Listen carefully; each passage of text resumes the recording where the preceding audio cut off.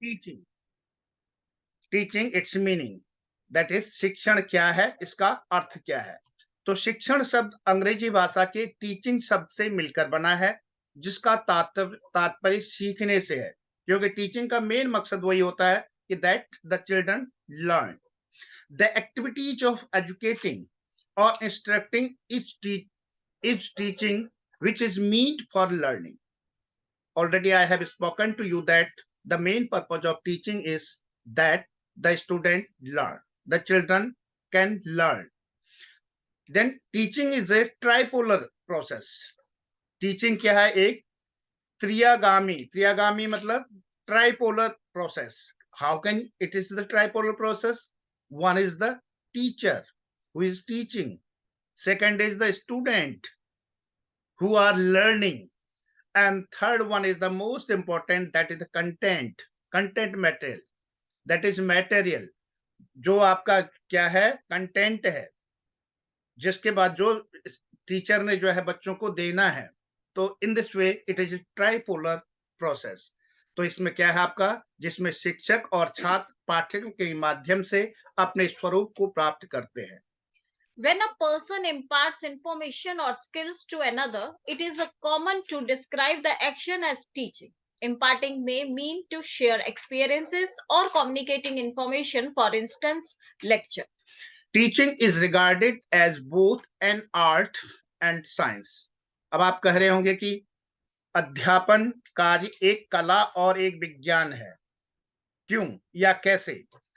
एक बहुत ही अच्छा जो है, because you are going to be a teacher, it's very necessary for you to be a good teacher. तो इसलिए आपको एक तो टीचिंग की कला आनी चाहिए, और टीचिंग कैसे करनी है, दैट इज, यह एक साइंस भी है। As you know that science is an organised knowledge. क्रमबद्ध, सुसंगठित, सुव्यवस्थित ज्ञान को विज्ञान कहते हैं, ऐसा अरस्तु का कहना था, who is the known as the father of science। क्या? Science is an organized knowledge, therefore teaching is also an organized knowledge। if you go in a system, then student will learn। यदि आप हैब्जर्ड तरीके से चलेंगे, randomly चलेंगे, तो पता ही नहीं चलेगा कि क्या हो रहा है और क्या नहीं हो रहा है। Then it is a systematic process. तो teaching is an art. How it is an art, now madam is going to tell you. As an art, it lays stress on the imaginative and artistic abilities of the teacher in creating a worthwhile situation in the classroom to enable students to learn. जिससे कि बच्चे ये class में अच्छी तरह learn कर पाए। तो मैडम कहती है एक टीचर क्या होता है, कहती है मैडम, जो आप क्या कहते हैं कि एक टीचर राजा की तरह होता है। एक पूरा अच्छी तरह से बता दो एक बार मैडम, जो है एक टीचर एक राजा की तरह से होता है, जो अपनी प्रजा को क्या करता है, पूरी अच्छी तरह से देख रेख करता है। That mean the teacher is like as a king and the student are his और हर सब्जेक्ट। तो कैसे ट्रीट करना है उनको अच्छी तरह से। तो और मैं कहता हूं कि टीचर जो है एक ऐसा सिस्टम है कि जो पूरे समाज को, पूरे उसको जो है चेंज कर सकता है। एक बच्चा जो लर्न नहीं करता, जिसका पढ़ने में मन नहीं होता, उसको भी जो है मोटिवेट करता है। इट इज हिज और हर आर्ट। यही कला है कि बच्चा जो है, जो न पढ़ने वाला हो, मतलब हनुमान की पूंछ में सिर्फ आग लगाने वाली बात है।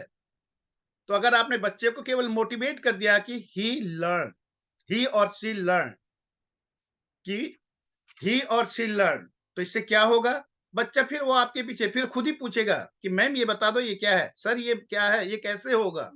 तो then it is an art. अब हम कहते हैं कि teaching is a science, that is it is the systematic process, not an haphazard. ऐसा नहीं है कि जो है उल्टा पुल्टा सब रेंडमली आपने कर लिया, ऐसा नहीं है। For this process you have to make the lesson plan, first objectives, and after that announcement of the topic, then presentation, after that recapitulation. So it is a systematic process. So we can say that science is an art। It sheds light on the logical, mechanical, or procedural steps to be followed to attain an effective achievement of goals. Different educationists hold different ideas regarding the concept of teaching. Teaching is an integral part of the process of education. It is a system of actions intended to induce learning. Its special function is to impart knowledge, develop understanding, and skill. In teaching, an interaction occurs between the teacher and the student by which the students are diverted towards the goal. Teaching is a process that usually takes place in the classroom situations. It is a formal process through which the teacher interacts with the students to give what he or she wants the learners to learn according to their learning needs.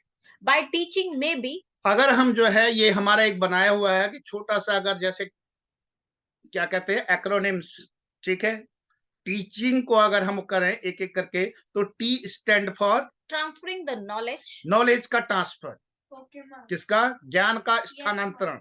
That mean teacher ने जो भी knowledge लिया है वह उसको transfer कर रहा है स्टूडेंट्स में।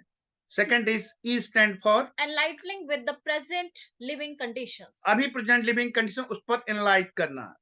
ए for is aligning with portion and real life, real life के सब साथ उसको जो है अटैच करना। जब भी हम कहते हैं कि एग्जाम्पल दो तो उससे दो जो कि जो बच्चे जानते हो या बच्चे जिसके बारे में जो है जिनने देखा हो। फॉर एग्जाम्पल हम कहते हैं ए फॉर एप्पल, एप्पल इसलिए कहते हैं क्योंकि एप्पल को बच्चे ने देखा होता है। अच्छा वो कहता है हाँ yes it's A for apple. Next C stand for Character building, and H H stand for healing touch of a I stand for involvement with students in studies, and N stand for nurturing the thoughts into reality. nurturing. Now it's not new word, this is the पालन पोषण करना। किनका, thoughts into reality, जो thoughts है उनका reality के साथ। G stand for Giving a final shape. इस तरह से हम देखते हैं कि शिक्षण एक ऐसी प्रक्रिया होती है जिससे छात्रों के लिए सीखना सरल होता है। शिक्षण में वे गतिविधियां शामिल होती हैं जिन्हें विद्यार्थियों को सिखाने के लिए उपयोग किया जाता है। अध्यापक विद्यार्थियों को सिखाने हेतु प्रेरित करता है। इस प्रकार शिक्षण अध्यापक एवं छात्र के बीच होने वाली अंतःक्रिया है। It is the interaction. तो इस तरह से हम कहते हैं teaching is a scientific process and its major components are content, communication and feedback. The teaching strategy has a positive effect on student learning. It is always possible to modify, improve, and develop the new teaching learning activities, and hence the flexibility is in building to build into the system.